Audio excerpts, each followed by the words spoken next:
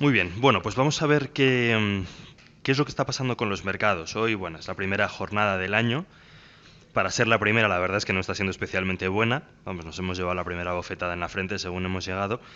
Aunque yo creo que esto es algo que no le debería sorprender a nadie. Quizás sí las formas, pero no el fondo. El hecho de que hoy caigamos un 2 y pico por ciento, un 3 a primera hora de la mañana, es anecdótico, podíamos caer más o menos, pero lo cierto es que tal y como venían las cosas, lo lógico es más pensar en que vamos a seguir cayendo que en que vamos a recuperar. El mito aquel del rally de Navidad, yo creo que ya todos lo vamos olvidando, al final eso son anécdotas, hay años que pasa, hay años que no pasa. Desde luego, si los fundamentales no acompañan, mal vamos a ver un rally de Navidad. Y este año ha quedado demostrado, lógicamente ha sido un diciembre terrorífico y tiene todo el aspecto de que vamos a seguir así. Ahora vamos a ver algo de la parte técnica de los gráficos y yo creo que viendo los gráficos no cabe mucha duda a pensar que podamos seguir cayendo. En concreto, hoy parte del motivo, parte de la explicación de la caída tan fuerte que hemos tenido, como supongo que todos habrán visto ya, es China.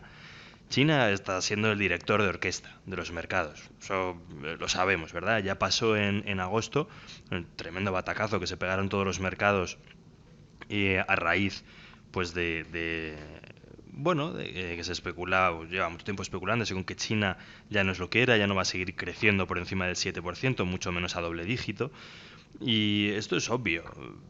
No debería sorprendernos pensar que un país no puede estar creciendo permanentemente a ese ritmo, pero los mercados a veces son un poco irracionales y se acostumbran a que un país tire de todos los demás, sea pues un receptor absoluto de materias primas, por lo tanto la demanda iba a estar fuerte, es un exportador muy fuerte, bueno, al final es uno de esos países locomotora, ¿no? Tal como ha sido Estados Unidos muchísimo tiempo, pues parece que China había tomado el relevo de ese papel. Entonces, claro, cuando China se empieza a debilitar o el resto del mundo entiende que China se está debilitando, pues hay un cierto pánico, lógicamente. Tenemos que encontrar un equilibrio nuevo.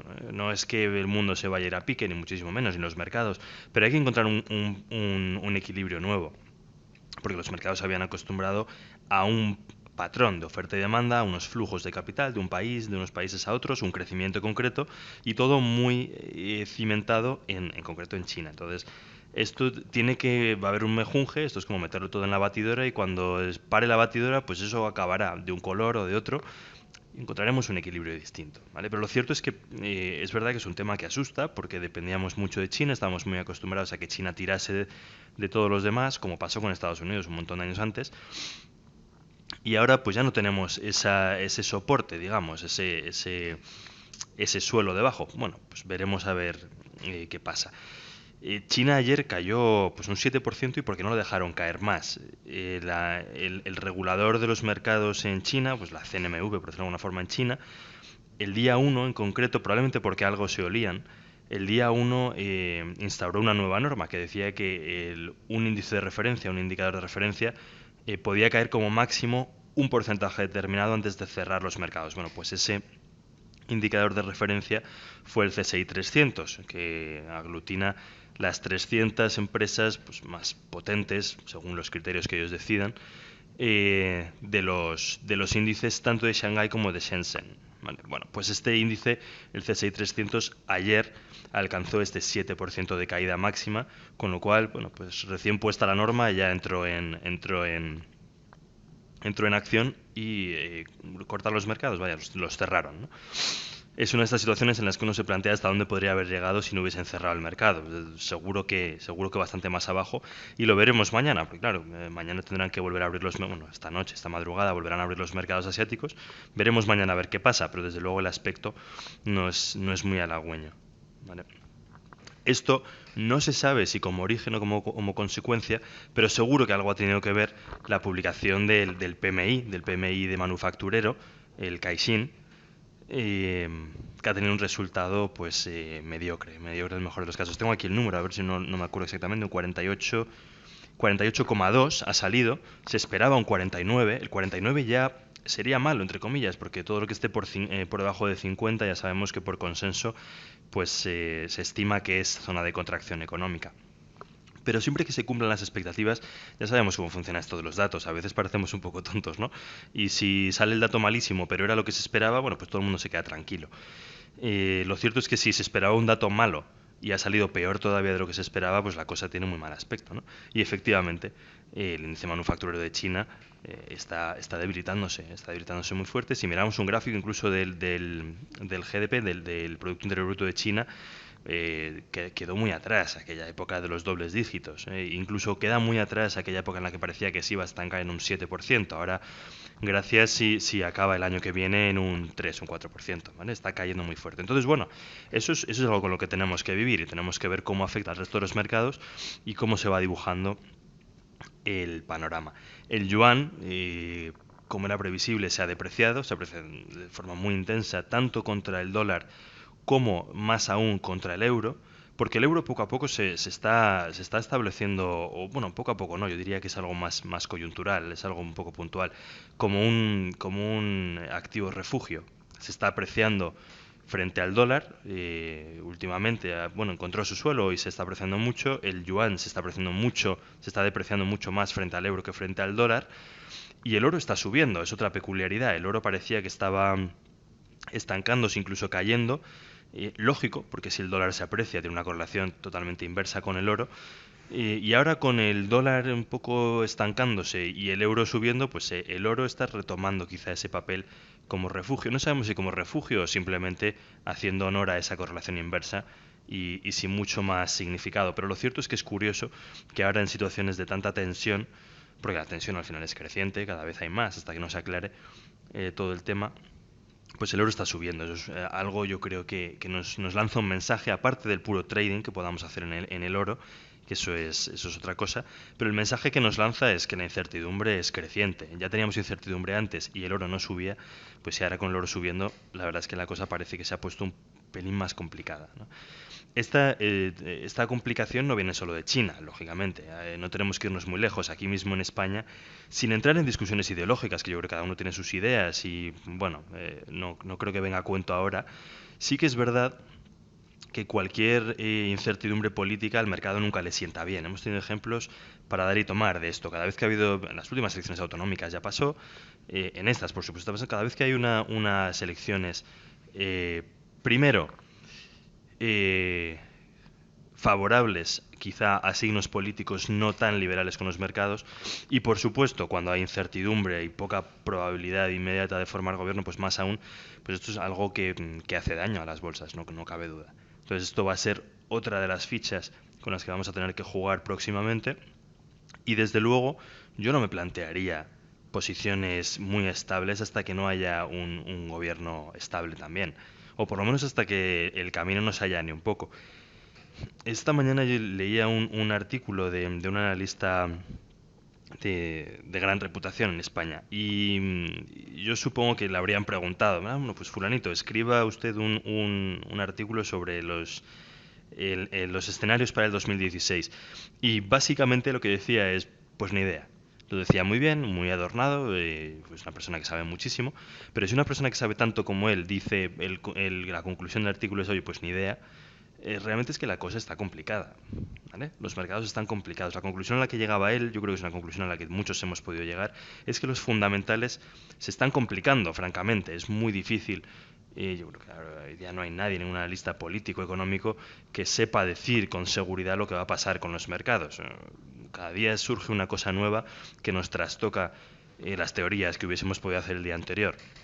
Entonces yo creo que ahora, quizá más que nunca, es el momento del análisis técnico. Ahora, como no sabemos lo que va a pasar, bueno, pues tendremos que usar herramientas que nos permitan adaptarnos a lo que esté pasando, según esté pasando, para poder sacarle un poco de partido. Un ejemplo, por ejemplo, este fin de semana se han cancelado las relaciones diplomáticas entre Irán y Arabia Saudí, pues porque por lo visto en Arabia han ejecutado a un clérigo chií, cuando allí es mayoría suní. Era un clérigo bastante crítico con el régimen de Irán y aún así Irán ha reaccionado de esta forma tan agresiva. Bueno, han atacado la embajada de Arabia en Teherán, ¿no? Bueno, pues esto es un signo más de que las cosas, bueno, pues están muy inestables, tanto en el frente geopolítico como en el frente económico, están muy inestables. Yo creo que esto va a ser la tónica de los próximos meses, si no incluso de todo el próximo año. Yo creo que la precaución debería ser la máxima. en cualquier cosa que hagamos en las bolsas próximamente. Y probablemente yo creo que el corto plazo es lo que más se impone. Ahora mismo intentar invertir a largo plazo. Igual hacemos una cartera interesante y resulta que acaba el año y nos encontramos a cero, porque ha habido meses que ha subido, meses que ha bajado. Pues un poco lo que ha pasado con el 2015 en realidad. Lo que pasa es que ahora ya le estamos viendo las orejas al lobo y ya sabemos a ciencia cierta que esta incertidumbre está aquí y que ha venido para quedarse, al menos una buena temporada. Bueno, pues yo diría que esa es la conclusión más lógica. En cuanto a datos macro, bueno, la verdad es que no tenemos muchos. Hoy sí que hemos visto PMIs manufactureros, no solo el de China, el Caixin que ya hemos comentado, también hemos visto el de España que ha decepcionado ligeramente, pero bueno, sigue estando, al contrario de lo que pasa en China que comentábamos antes, sigue estando en clara zona de expansión. Recordemos, expansiones por encima de 50, contracciones por debajo de 50. Bueno, se esperaba un 53,2, si no recuerdo mal, lo tengo por aquí. A ver, un segundo.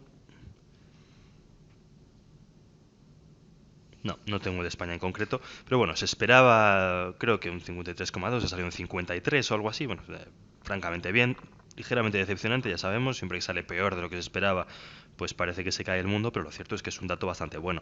En cambio, en Alemania y en el conjunto de la zona euro se han batido las expectativas, sigue saliendo en zona de expansión y encima batiendo expectativas, lo cual es francamente bueno, y esta tarde veremos los datos del ISM manufacturero. Vamos, es lo mismo, es como el PMI, pero en Estados Unidos. Y también, IPC en Alemania. El IPC en Alemania yo creo que ha salido ya. No estaba atento, pues estaba preparando el seminario, pero ha tenido que salir ya, con lo cual es una medida que yo creo que merece la pena. Recordemos que, no me atrevería a decir porcentajes, pero yo diría que el 85%, si me tengo que mojar, del peso de la decisión de nuevos estímulos por parte del BCE va a depender de la inflación. Si la inflación sube, pues entraremos un poco en el juego que hemos tenido con la subida de tipos en Estados Unidos, ¿no? Si la inflación sube, teóricamente es una buena noticia, siempre que acompañe que venga acompañada con un crecimiento económico. Pero si la inflación sube, como es probablemente el caballo de batalla del BCE, subir la inflación, probablemente los estímulos se relajarían o perderían intensidad. Y si la inflación sale baja, pues eso en teoría nos daría más pie, aunque es verdad que yo creo que poco a poco los bancos centrales cada vez van a tener menos peso. Este ha sido un año de bancos centrales y yo creo que se ha demostrado con tantas actuaciones de los bancos centrales que igual no es la solución.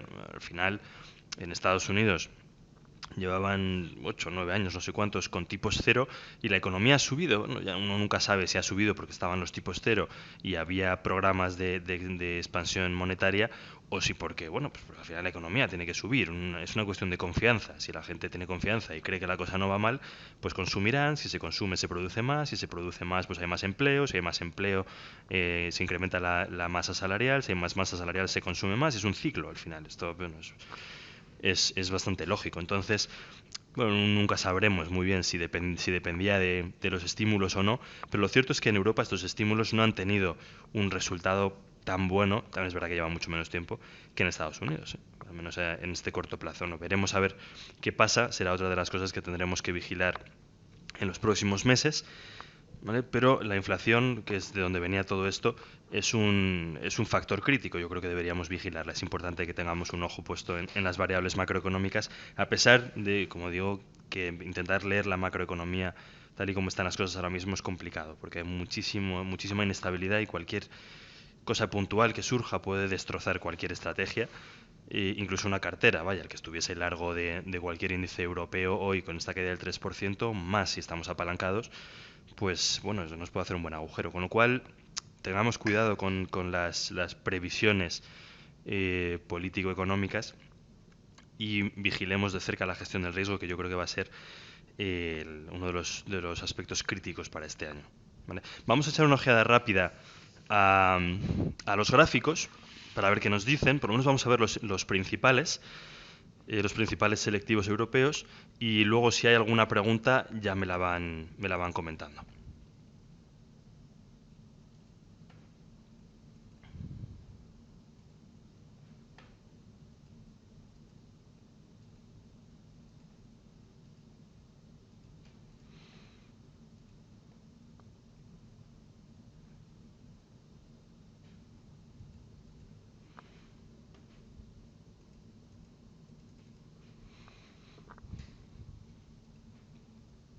Bueno, vamos a empezar con el DAX. Vale, una pregunta, acabo de sacar el chat ahora mismo que se me había ocultado y lo veo vacío. No sé si es que lo he borrado sin darme cuenta o es que o todo quedó claro, ¿no? Ah, vale, ya me salen las preguntas. ¿Quedó claro todo lo que hemos visto hasta ahora o hay algún concepto que no se haya entendido bien?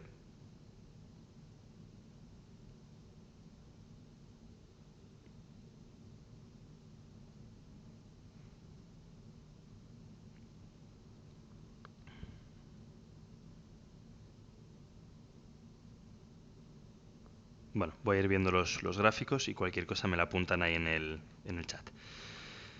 Vale, bueno, estamos viendo el DAX. Bueno, aparte de lo obvio, que es el batacazo que se está pegando en los últimos días, lo cierto es que los niveles son llamativos. Nos estamos acercando a este soporte, al soporte de los 10.100. Es un soporte que ya venía de antes, ¿vale? Esta zona ya estuvo en vigor aquí atrás, ¿vale?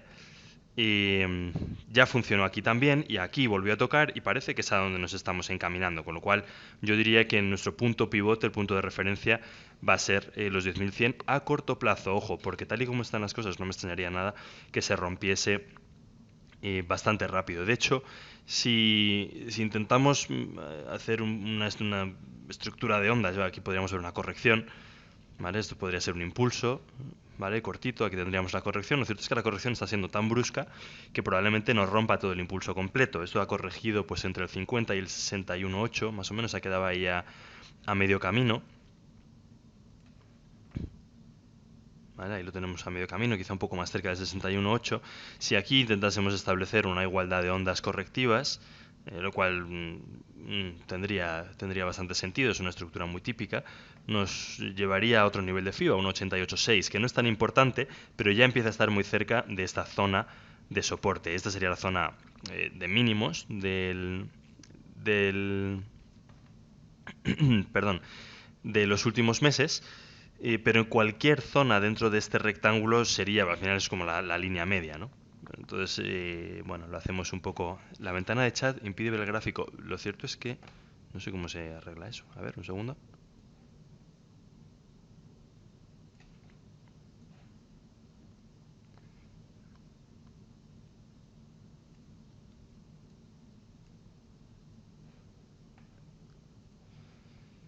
Vale, mejor ahí. Es que no sé, esto se mueve solo. Qué barbaridad. Vale, ahí. Que no la quiero ocultar, pero luego no, luego no sé sacarla.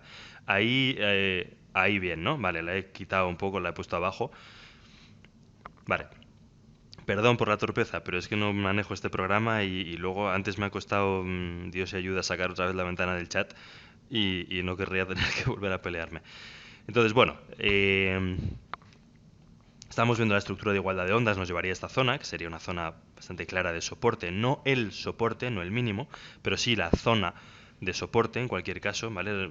Yo intentaría mantener una cierta flexibilidad próximamente, viendo que tenemos una volatilidad tan fuerte, intentaría mantener una cierta flexibilidad con los soportes. Yo abandonaría la idea del soporte al PIB, que yo creo que es algo que durante las próximas semanas, incluso meses, no va a tener mucha utilidad, excepto en momentos puntuales, ¿vale? Entonces intentaría jugar más con zonas de... Yo sé que eso para el corto plazo es mucho más incómodo, pero yo creo que es la única forma de manejarse con una cierta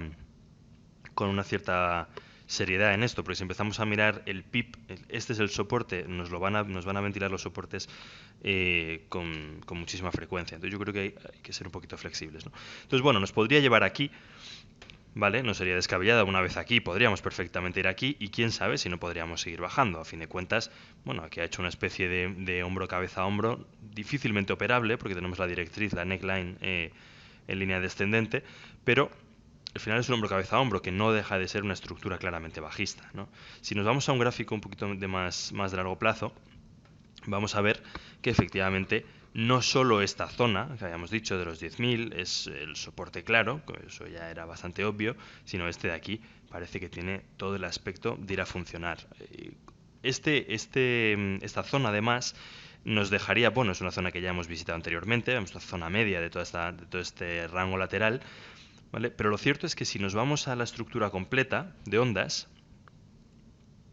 del DAX, desde que empezó, pues ya por el 2009, un poquito antes que nosotros, y tiramos el FIBO, desde el mínimo, tenemos una estructura completa de Elliott, lo normal sería que la corrección de las 5 ondas se fuese pues entre un 38 y un 61. La verdad es que es una zona muy amplia, es verdad que es poco práctico manejar una zona tan amplia, pero lo que está claro es que nos hemos quedado lejos. No así en el IBEX, ahora vamos a ver en el IBEX que sí que hemos llegado al 38.2 de sobra, en el DAX no, y esto me llevaría a pensar que quizá podríamos ver correcciones mucho más profundas. Ahora mismo suena ciencia ficción decir que podamos irnos a los 8.000, pero también sonaba ciencia ficción cuando estábamos en 12.500 pensar que podíamos volver a los 9.500, y ocurrió, y en cuestión de 2 o 3 meses.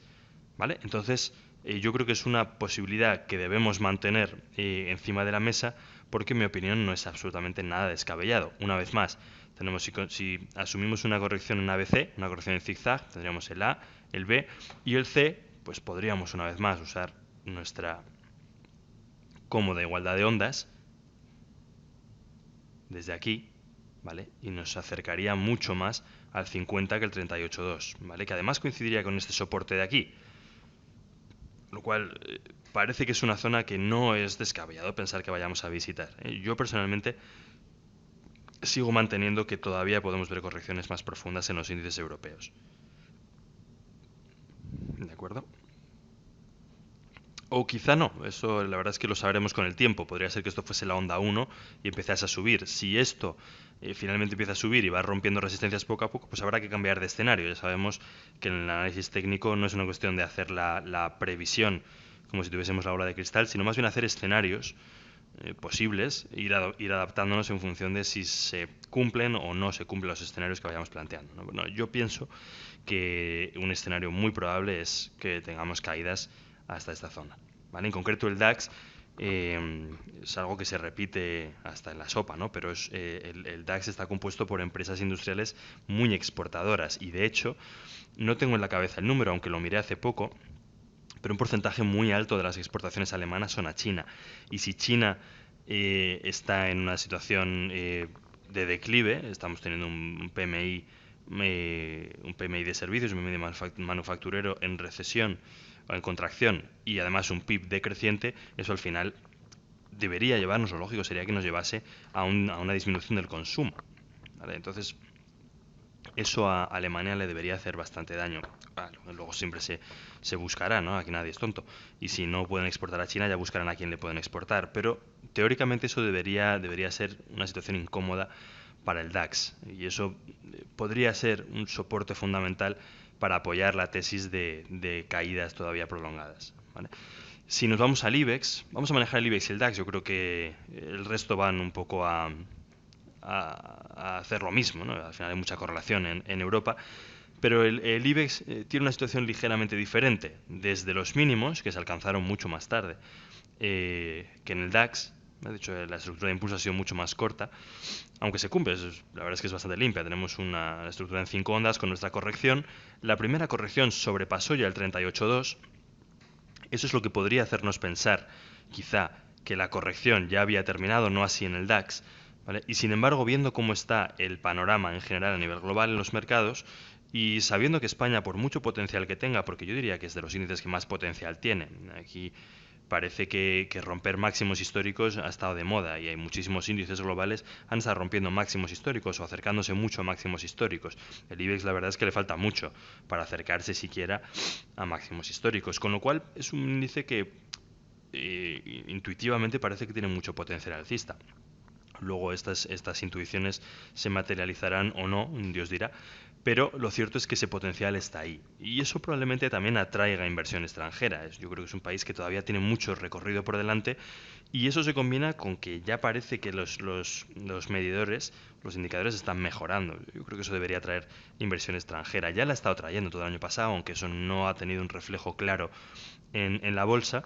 Pero esto debería mantenerse, este flujo debería mantenerse y esto debería ser bueno para la bolsa. Aún así, no sería descabellado pensar en correcciones más profundas. Insisto, entre un 38.2 y un 61.8 son correcciones perfectamente razonables y perfectamente previsibles para una estructura, para cerrar una estructura completa en 5 ondas, ¿vale?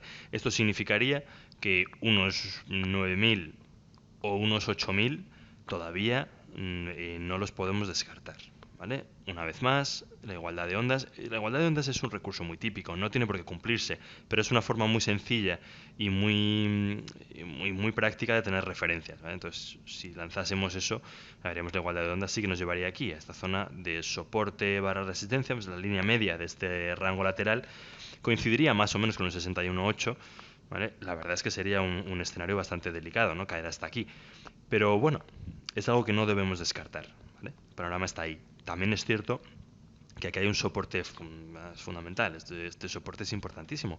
Ya venía de aquí, venía de aquí, venía de aquí, venía de aquí y otra vez aquí, lo estamos tocando, con lo cual podría ser que hiciésemos aquí un doble suelo, ya se materializase un suelo aquí, un soporte para empezar a subir. Habrá que verlo.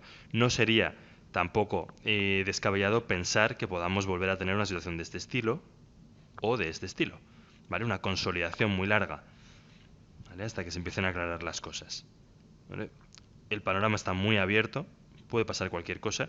Insisto, cualquiera que le pregunten y les diga sí, va a pasar esto, yo desconfiaría. La situación es bastante complicada ahora mismo. Pero bueno, los escenarios están ahí, los soportes están ahí y las estructuras están ahí. Luego lo que pase, pues tendremos que irlo lidiando sobre la marcha. Pero cuidado, porque yo diría que si una conclusión debería quedar de este seminario es que no hay un suelo definido, la incertidumbre está lejos de terminar y todavía pueden pasar muchísimas cosas. Ahí deberíamos ejercitar un poco la prudencia y eso no significa que no podamos invertir, no podamos hacer trading, pero sí que deberíamos tener muy medida la gestión del riesgo por lo que pudiera pasar. ¿De acuerdo? Bueno, ¿hay preguntas?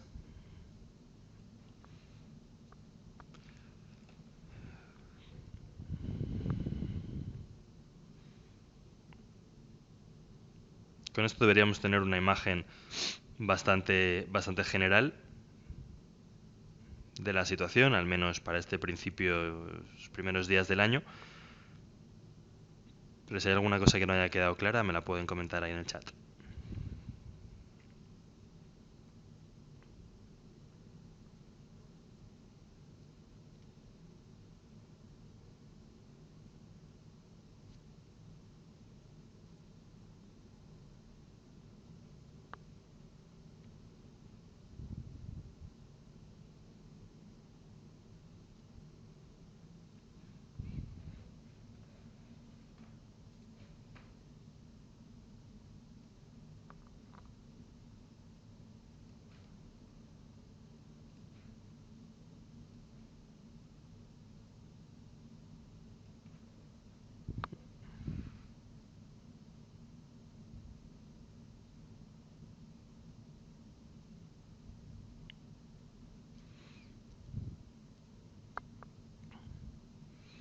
Curioso que se cumplió el objetivo de este canal alcista casi al pip. Mira, hemos tenido el rebote, otra vez el pullback casi a la línea anterior y seguimos cayendo. Aquí tenemos una directriz bajista que está respetando también por encima. Es curioso, normal es que el rebote en la directriz sea casi único cuando cambia de papel, como en este sea. Vamos a borrar líneas para que se vea bien. Vamos a borrar esto también y esto también. Tenemos esta línea bajista que tocó 3 veces, luego aquí hizo un rebote en cambio de juego, lógico, otro más y todavía otro más, todavía sigue. Es curioso este efecto. Esto, para quien tenga curiosidad y le gustan los índices americanos, en el SP500 también ha pasado. Rompió el canal por arriba y en vez de despegarse del canal estuvo rebotando en la parte alta del canal todo el rato, una cosa bastante peculiar. Pero bueno, aquí parece que está haciendo lo mismo.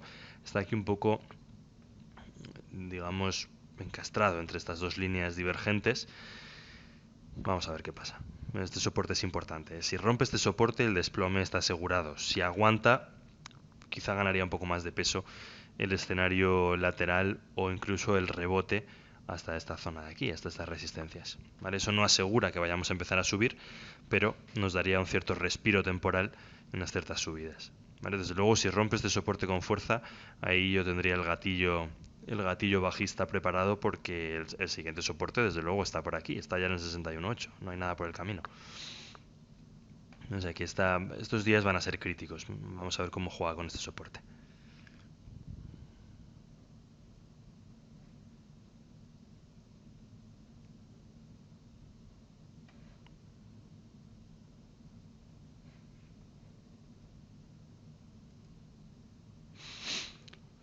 Bueno, entonces si no hay más preguntas, lo dejamos aquí ya.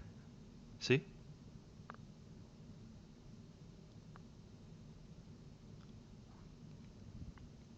Vale, perfecto. Pues lo dejamos aquí. Muchísimas gracias, como siempre. Creo que mañana ya no daré yo el seminario, lo dará Álvaro otra vez. Pero si tienen cualquier pregunta, nos pueden llamar a la oficina o nos mandan un mail y, y comentamos, ¿vale? Las preguntas que tengan. ¿De acuerdo? Bueno, pues que pasen un buen lunes y hasta los próximos seminarios.